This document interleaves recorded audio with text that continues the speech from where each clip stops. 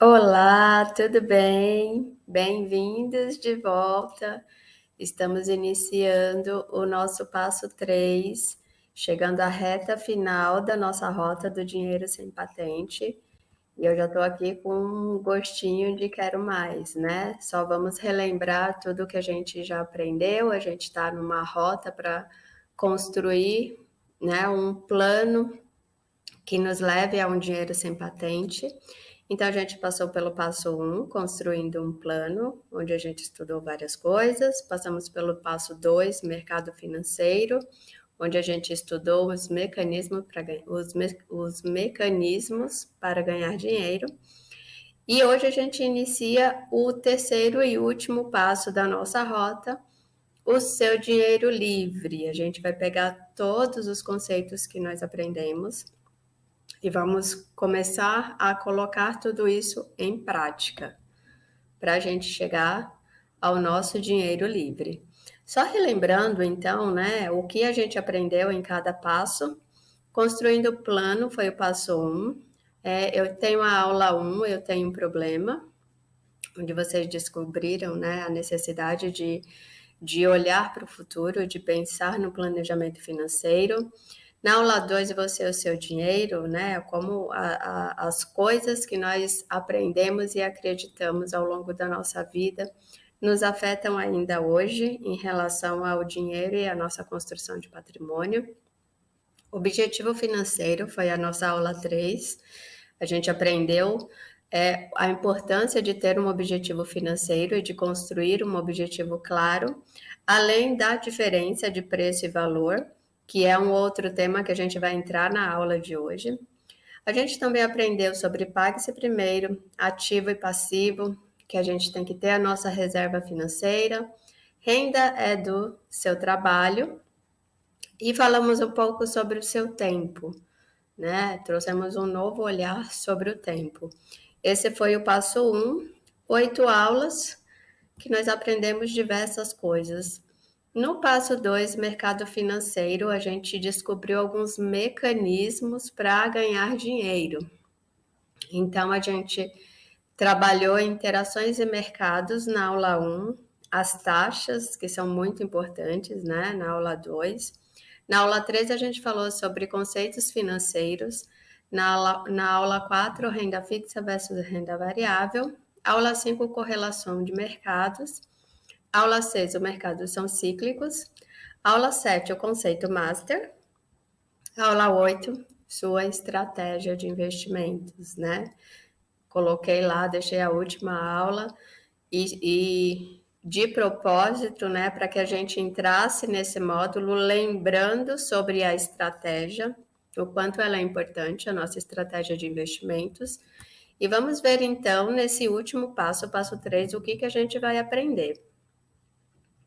Então, o seu dinheiro livre, a gente vai compilar todas essas informações, transformar isso num plano executável para seguir a rota do nosso dinheiro sem patente. Então, essa é a nossa primeira aula, que é a aula de hoje, montando sua carteira. A gente vai entender, né? Eu vou dar um guia básico para vocês entenderem o que é importante olhar em cada ação ou cada fundo imobiliário, principalmente, que vocês queiram se associar, né? Eu vou dar um guia básico ali de por onde começar, o que eu coloco na minha carteira de investimentos. 2. Seu dinheiro e seus objetivos será a nossa segunda aula. Aula 3, liquidez versus objetivos. Aula 4, diversificação de mercados, diversificação de ativos. Aula 6, rebalanceamento. Aula 7, periodicidade. Aula 8, siga o plano. Então, só para falar para vocês, né, para a gente relembrar tudo que a gente já aprendeu. Hoje a gente então vai para a nossa primeira aula, montando a sua carteira, do passo 3, dinheiro livre. Se por acaso você perdeu alguma aula, volta lá nos passos anteriores, que tem tudo isso gravado e de forma explicada para que você possa entender, né? Esse terceiro passo, a gente vai usar muitos conceitos que a gente falou anteriormente nas aulas anteriores. Então, é importante que você esteja com tudo super afiado aí na ponta da língua, entendendo todos os conceitos, para entender de fato como montar o seu plano, como montar a sua rota para o dinheiro livre. Então, eu queria hoje falar com vocês o que é uma carteira de investimentos, né? O que é como que uma carteira de investimentos pode me ajudar e por que eu faço uma carteira de investimentos. Eu trouxe essa imagem aqui que eu acho que ela fala bem o que é a nossa carteira de investimentos. Lembrando que a gente está montando um plano sempre de longo prazo. Eu não tenho uma rota, um atalho para seguir e conseguir construir prosperidade financeira em 1 ano, 2 anos, né? Isso não existe, a gente já falou em aulas anteriores. Então, eu estou construindo aqui um caminho, uma rota de longo prazo. E a gente pode entender uma carteira de investimentos, né? Escolher ativos para colocar dentro da minha carteira de investimentos como as minhas sementinhas, como se eu estivesse plantando sementes hoje. E aí, ao longo do tempo, lembrando que a gente está no último módulo, que a gente está trabalhando a mudança de hábito, né? A gente está trabalhando as mudanças de comportamento. A gente está trabalhando muito disciplina e constância. Então, montar uma carteira de investimento seria hoje como escolher sementinhas de dinheiro, né? As ações que eu vou escolher, os fundos imobiliários que eu vou escolher são sementinhas de dinheiro que eu vou escolher com muito carinho e aí eu vou dar para vocês, né, os critérios, o que olhar, o que é uma boa semente. Essas sementes, ao longo do tempo, eu vou me dedicar a elas, eu vou regar, eu vou colocar ela, plantar no lugar ao sol, para que elas tenham o sol para crescer e vou me dedicar a regar, a estar sempre ali fazendo a manutenção da minha plantação. E essas sementinhas que eu vou escolher hoje são as minhas árvores de dinheiro do futuro. São elas que vão lá no futuro, daqui a 5 anos, 20, 30 anos, são elas que vão me dar os frutos, são elas que vão me dar dividendos, são elas que vão me dar a renda mensal, a minha renda mensal, né? Elas serão não o fim da rota, né? Porque a gente não imagina no fim, a gente imagina depois de um tempo continuar seguindo, mas imagina que tudo que você fizer hoje são sementes que você está plantando para um futuro próspero financeiro. Então, é dessa forma que eu gosto de entender, né, uma carteira de investimentos, uma carteira de ativos e como escolher quais sementinhas eu vou colocar lá dentro da minha plantação para que elas cresçam, se desenvolvam e deem frutos saudáveis e consistentes ao longo desse tempo. É isso que a gente vai fazer hoje. Lembrando sempre do nosso conceito master, que é vender caro e comprar barato. Então, eu vou passar alguns indicadores aqui para vocês, sempre com base nesse conceito. Vender caro e comprar barato. São indicadores que vão facilitar com que o conceito master seja estabelecido, com que vocês consigam executar a estratégia que vocês traçaram na aula passada.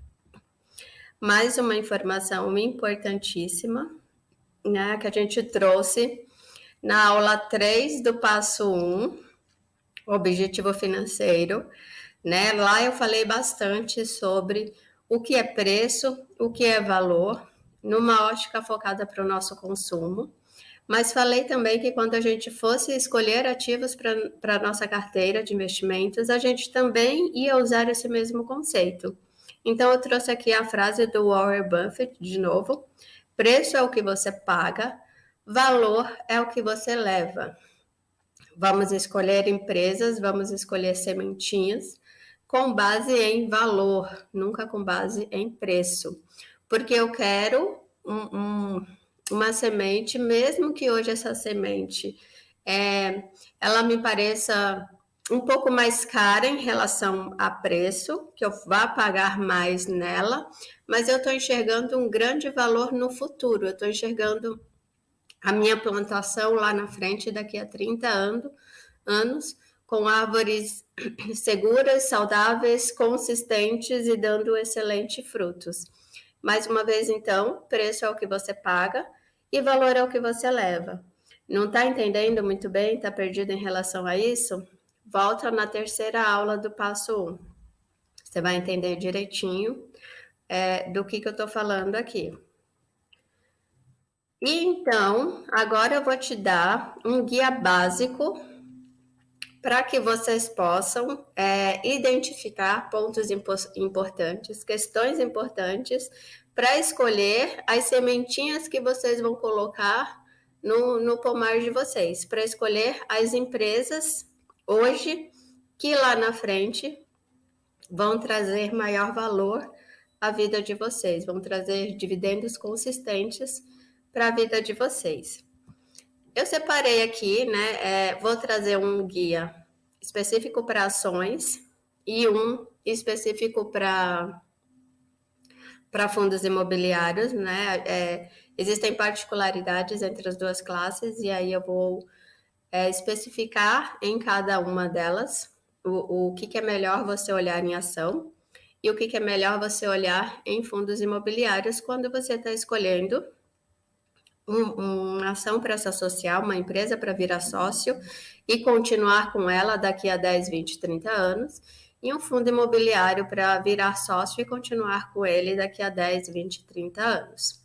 Então, especificamente de ações, eu separei aqui 4 passos, né? 4 indicadores, digamos assim, ou 4 tópicos muito importantes que vocês precisam verificar antes de falar, eu vou me associar a essa empresa, eu vou comprar uma sementinha dessa empresa ou eu quero colocar essa empresa no meu portfólio, eu quero manter essa empresa na minha carteira de dividendos. Então, vamos lá. Primeiro ponto que vocês vão precisar verificar é se ela está no setor perene. Isso já vai fazer uma diferença incrível. Segundo ponto é um indicador chamado PL. O terceiro é o P sobre VP. Quarto, governança. 5, dividend yield. 6, o ROI. E 7, dívida líquida. A gente vai passar por cada um deles, eu vou explicar como eles funcionam e vou dar um número de referência para que vocês tenham sobre cada um desses indicadores, né? O quanto seria bom ou o quanto seria ruim, até onde é aceitável. Lembrando que para nossa estratégia fazer sentido, principalmente o indicador 2, o PL, e o P sobre VP, eles são os mais importantes. Mas trouxe essa listinha aqui de 7, olhando os 7, ali você vai ver que é facinho, por alto que seja, você já vai garantir juntamente com uma estratégia, né? Eu falei para vocês no módulo anterior, onde a gente falou da estratégia de investimentos, que mais importante do que escolher os ativos para colocar na sua carteira é você ter uma estratégia de investimentos e se manter fiel a ela, tendo a estratégia de investimentos, mas olhando esses 7 pontos que eu estou colocando para vocês aqui, eu tenho certeza que a carteira de vocês, as sementinhas que vocês vão comprar hoje, vão trazer muito valor no futuro na carteira de investimento de vocês, no recebimento de dividendos e na construção de riqueza e de patrimônio para vocês. Então, vamos lá, falando um pouquinho mais sobre o primeiro setor. O que é uma empresa do setor perene? Sempre que eu vou procurar uma empresa para me associar, eu preciso que ela esteja no setor perene. E o que é isso? São empresas que atuam em setores que precisamos utilizar os serviços ou produtos, independente das nossas condições econômicas ou financeiras. São empresas previsíveis e constantes em resultados. Vou trazer alguns setores aqui para vocês, setores perenes, e algumas ideias de empresas. Mas, por exemplo, saneamento básico é um setor perene. Não importa se você está desempregado, não importa se você está em uma situação financeira ruim, você precisa usar a água e usar o esgoto na sua residência. Não importa a situação que você esteja, você vai utilizar. Então, essa empresa está no setor onde ela não depende muito de economia, né? Informações econômicas, a economia está crescendo, o PIB está crescendo e a empresa cresce. Não necessariamente. Empresas do setor perene, elas costumam andar, elas costumam caminhar, se desenvolver, porque são serviços básicos e que todos nós precisamos utilizar, quer a gente queira ou não. Então, o primeiro setor perene que eu separei aqui para vocês é o setor bancário, né? Todo mundo, eu acho que eu não conheço ninguém que não tenha uma conta no banco, que seja banco digital ou os bancos tradicionais. O Pix é amplamente difundido hoje, né? Então, não adianta, a gente queira ou não queira, a gente precisa utilizar serviços bancários. Então, colocar uma ação, se associar a uma empresa, um banco, né? Colocar o setor bancário dentro da sua carteira de dividendos é uma ótima solução, porque são setores que a gente vai usar, não importa o que aconteça, e eles vão crescer, não importa o que aconteça. Então, eu trouxe aqui para vocês alguns exemplos de empresas do setor bancário que vocês podem virar sócio. Não é uma indicação, eu só trouxe aqui para vocês entenderem e começarem a pensar sobre isso. Então, nós temos o primeiro aqui, o Banco do Brasil.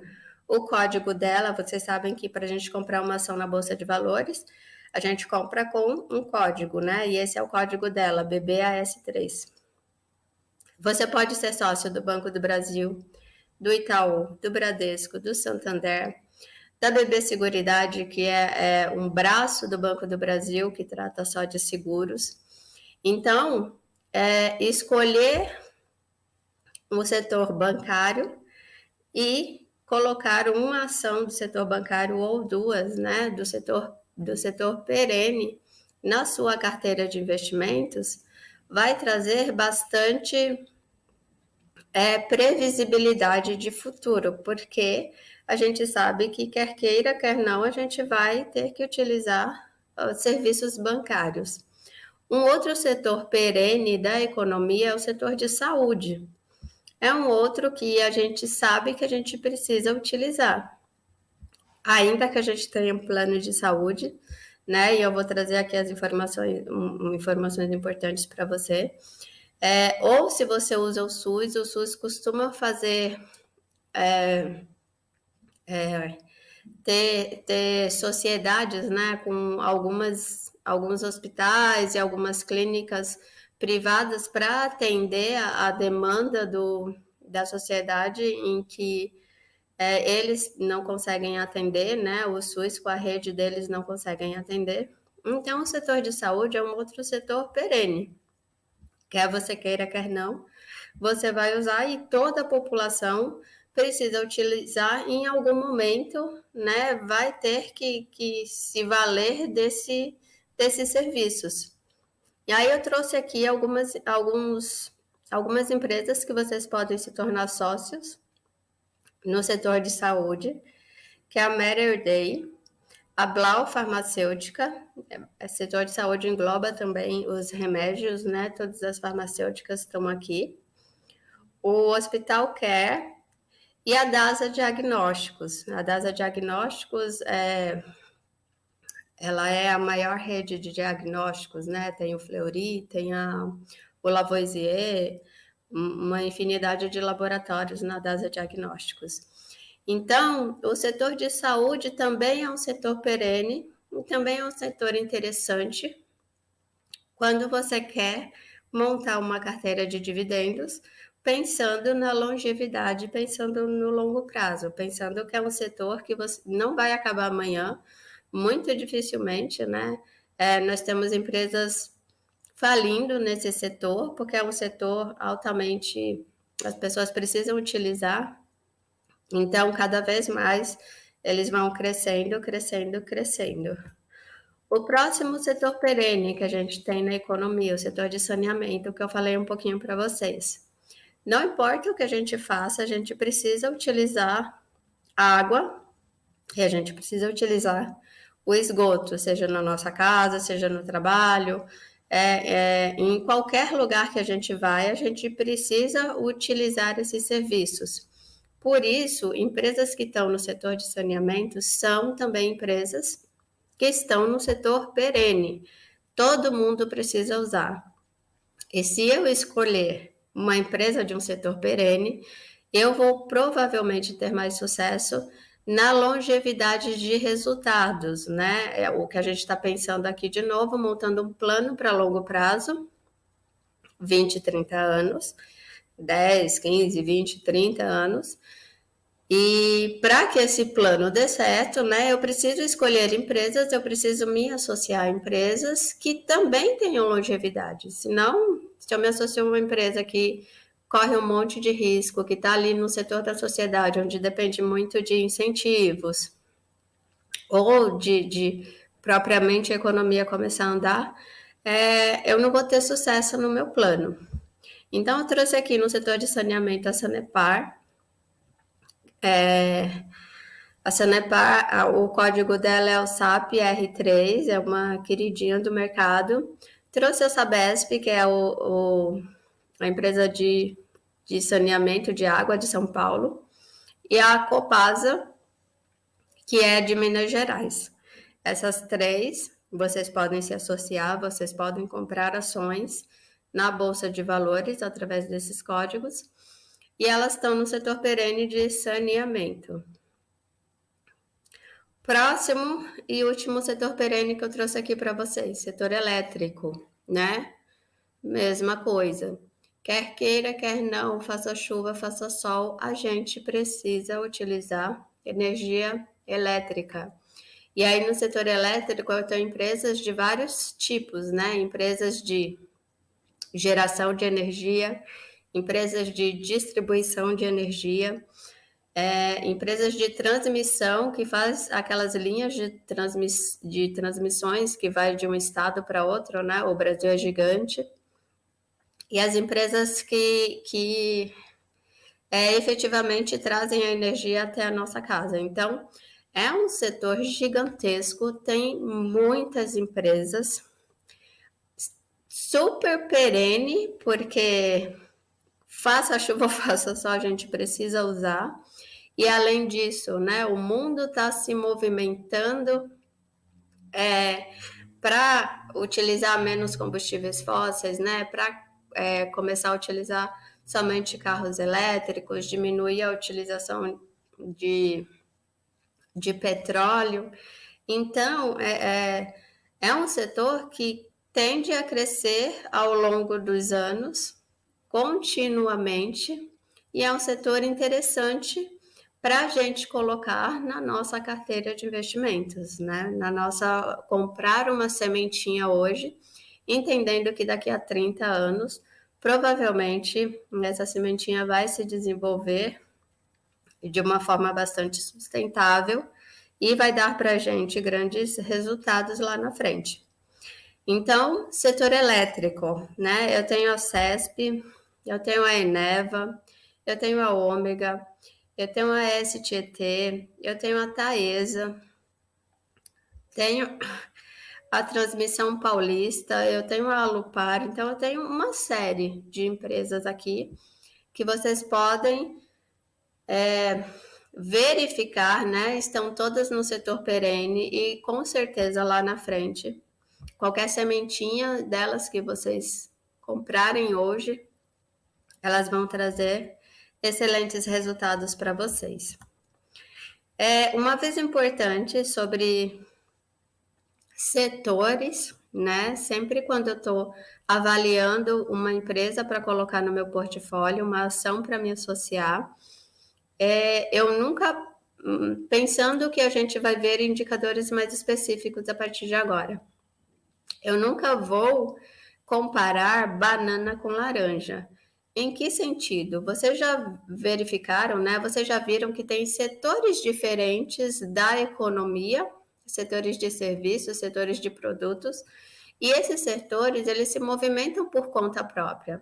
Então, por exemplo, eu quero colocar um banco no meu portfólio e eu quero colocar uma empresa do setor elétrico. Eu nunca vou comparar, em relação a indicadores, uma empresa do setor elétrico com uma empresa do setor bancário, porque eles têm movimentações diferentes, eles têm orçamentos diferentes para trabalhar, eles têm incentivos diferentes, então eu nunca vou avaliar banana com laranja, eu sempre vou avaliar laranja com laranja ou banana com banana. Em que sentido? Né? Se eu for avaliar empresas, eu tenho que avaliar empresas do mesmo setor.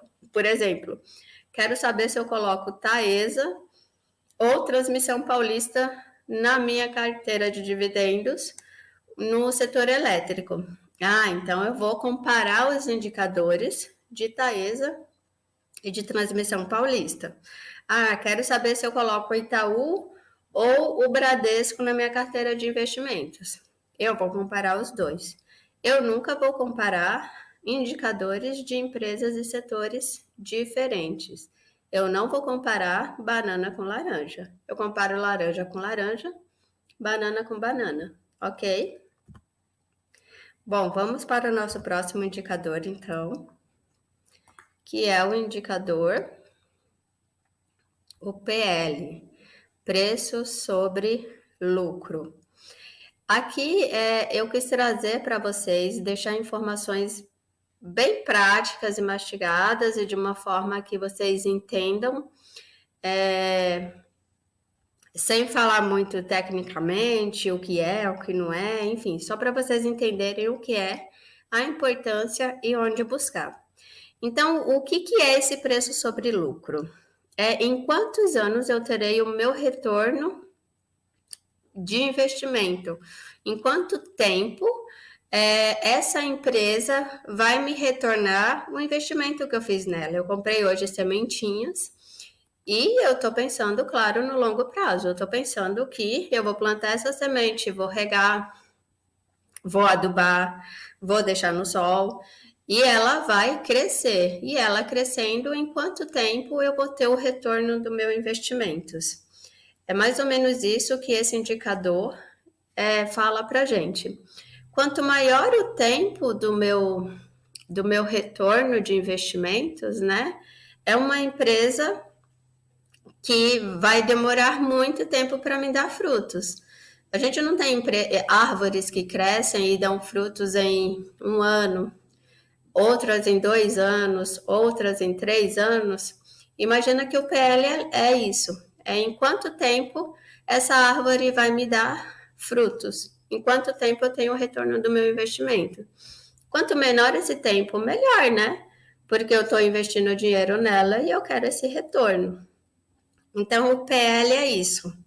Em quanto tempo eu vou conseguir colher os lucros? Em anos, sempre em anos. E aí aqui eu sempre deixei um número mágico de referência para vocês, né? O que é uma empresa mais ou menos que eu posso esperar em anos que ela vai me dar lucro? Uma empresa que me dá, que traz o meu retorno de investimento em mais de 12 anos, a gente fala que é uma empresa que está muito esticada, ela está cara, ela está subprecificada. Então, o ideal é que vocês busquem empresas até 12 anos, até 15 anos, dependendo da empresa, ok, mas não menos que isso. Eu trouxe aqui para vocês o PL do Itaú, O código do Itaú é YouTube 4, que a gente fala, né, no português, é ITUB4. E ela tá me dando um retorno em 8 anos e alguma coisa. Pô, tá legal, né? É uma árvore que vai me dar fruto em 8 anos. Perfeito. Outras empresas, né? Tem empresas que já cresceram muito, que tá dando retorno em 30 anos, 60 anos, 70 anos. Então, vocês precisam olhar se faz sentido para aquela empresa, pelo tamanho que ela tem, e pela quantidade, né, de história que ela já percorreu. Se vocês querem esperar tudo isso até receberem o lucro dela. Então, um número mágico para o PL, um PL até 12 anos seria um número excelente.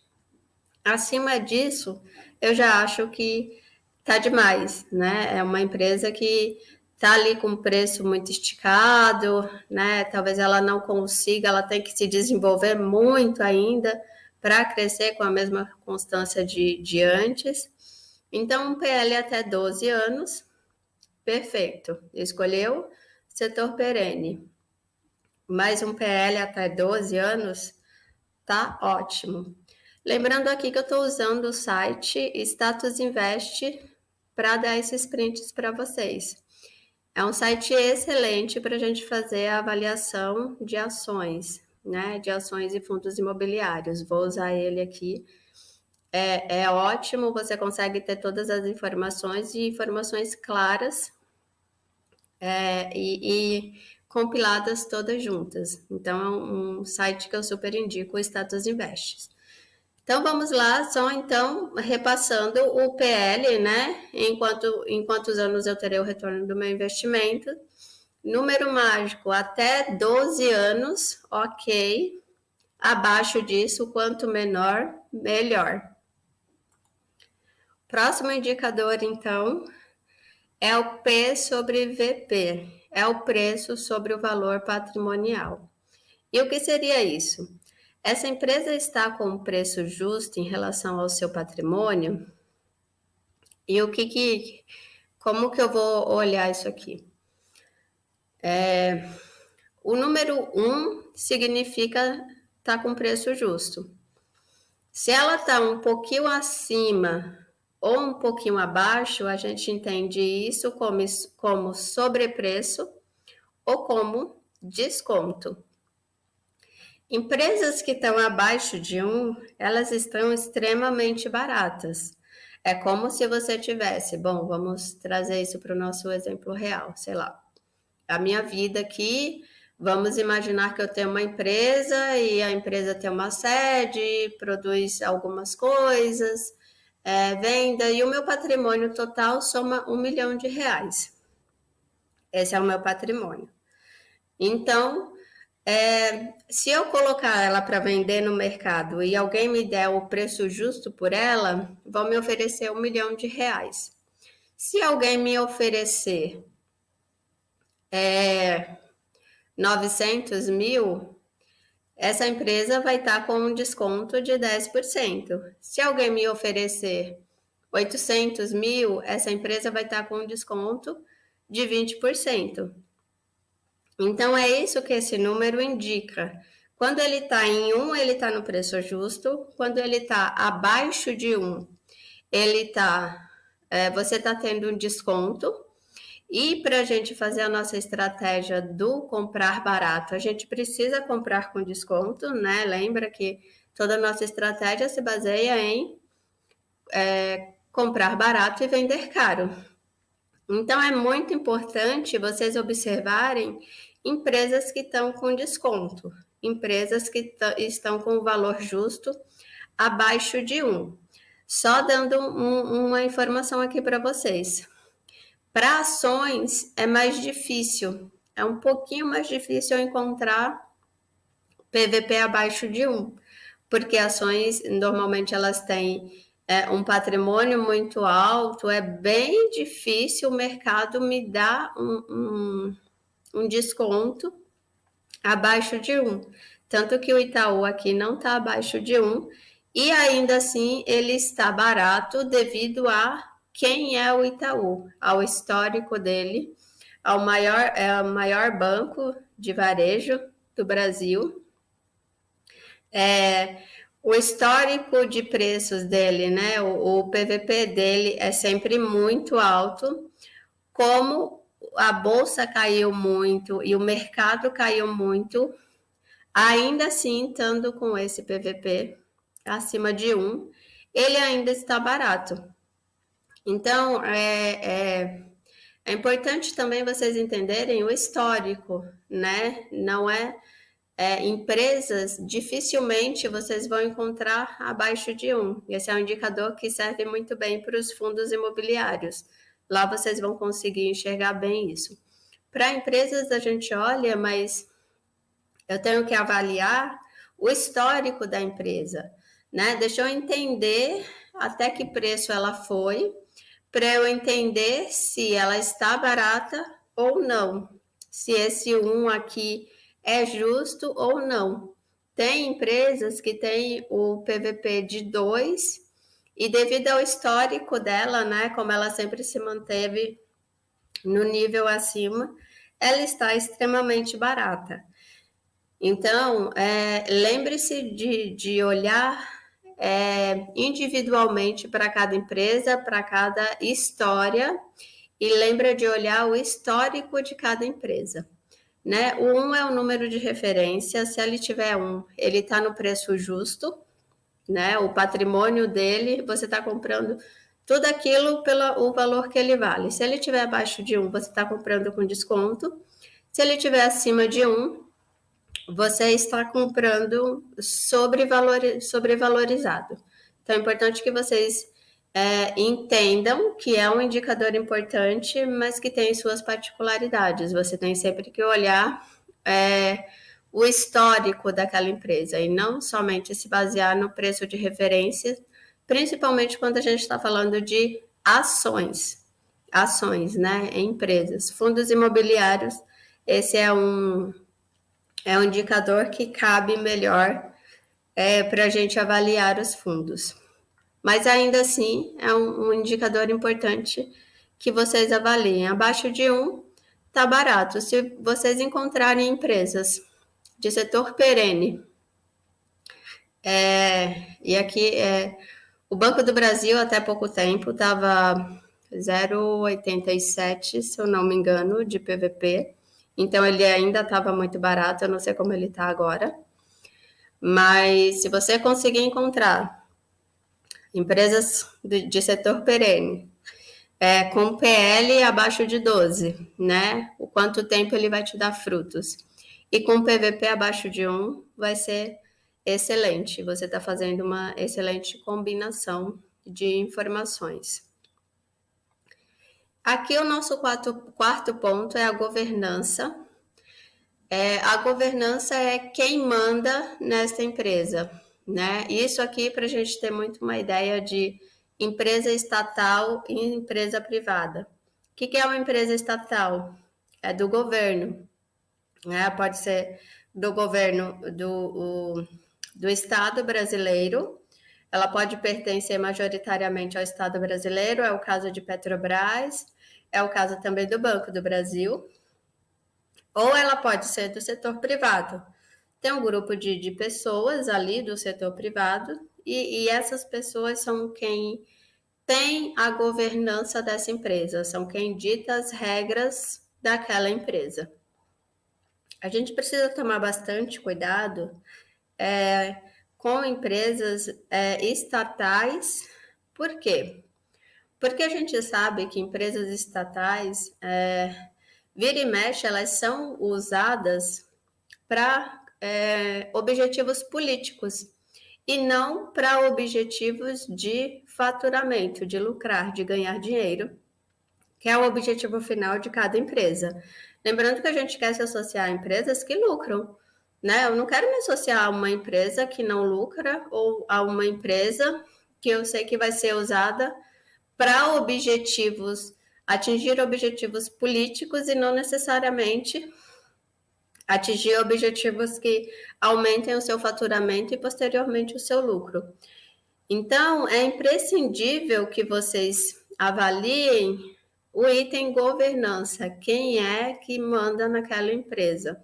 Será que ocorre algum risco daquela empresa ser usada de forma política, né, a alcançar objetivos políticos e não necessariamente para obter lucro, que é isso que no final das contas as empresas elas são criadas para isso?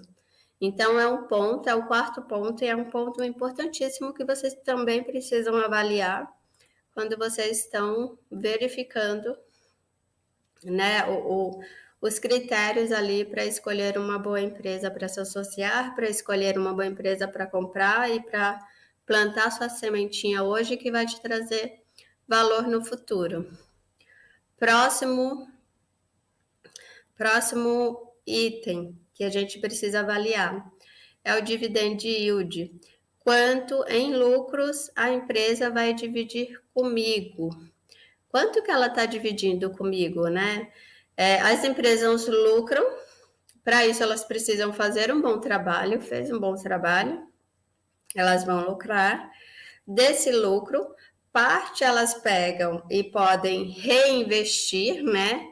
Porque se a gente não reinveste na gente, a gente estagna, a gente estabiliza, a gente não tem perpetuidade. Então, parte desses lucros ela pega para reinvestir nela, no negócio, na prosperidade da empresa, em fazer a empresa crescer. Parte desses dividendos ela divide comigo, que sou acionista, que comprei lá a sementinha, que acreditei no trabalho dela. Então, ela divide parte desses valores comigo. Número mágico para ações. Ações. Acima de 5%, dependendo da empresa e do setor, já é bem legal, já é bem válido. Ai, nossa, Fernanda, que pouco, 5%, mas eu sei de empresas aí que pagam 10, 20, 30. Sempre que vocês verificarem um dividendo muito alto, avaliem o risco. Não tem almoço grátis. Ela está pagando aquele valor em dividendo por quê? Por que aquela empresa está dividindo tantos lucros? Será que se ela dividir todos os lucros, ela não vai separar uma parte daqueles lucros para reinvestir no negócio dela? E aí a questão do longo prazo, da perpetuidade, vai por água abaixo, né? A gente não tem um indicativo de que lá na frente, se essa empresa está me dando todo o dinheiro, está dividindo comigo todos os lucros, ela não reinveste nela, no negócio dela, lá na frente ela não vai ser uma boa empresa pagadora de dividendos, né?